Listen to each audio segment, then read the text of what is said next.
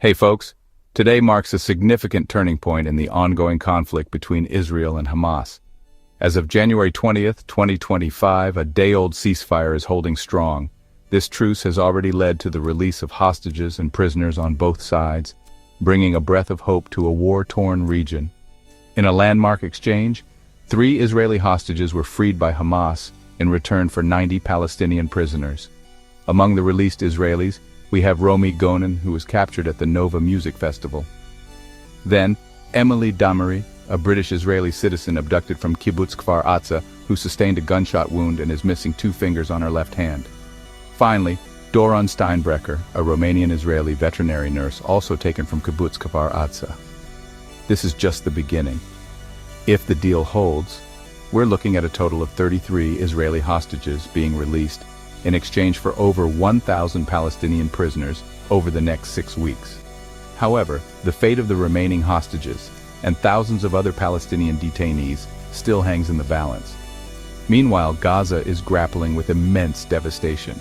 Residents are returning to ruins, with nearly half of Gaza's civil defense staff killed, wounded, or detained. Although over 630 aid trucks entered Gaza on the first day of the ceasefire, the need for unimpeded access remains critical. Interestingly, Yemen's Houthi rebels have scaled back their Red Sea attacks, targeting only ships with ties to Israel. They've warned, though, that if the US or UK strikes Yemen, they will retaliate. In the backdrop of these events, the impending inauguration of President-elect Trump seems to have played a role in pushing both sides toward this ceasefire agreement. It's worth noting the uneven exchange rate in this prisoner swap, favoring Palestinian prisoners significantly. This imbalanced swap has stirred some criticism within Israel, but is consistent with Israel's historical precedent of prioritizing the return of its citizens. Hamas, for its part, is asserting control in Gaza, with fighters and police visibly back on the streets, signaling their intent to steer Gaza's future administration.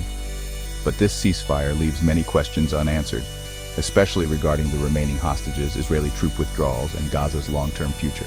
A second phase of negotiations is set to take place 16 days into this ceasefire. And let's not forget the worry for 6 Thai farm workers still held hostage with no current deal for their release.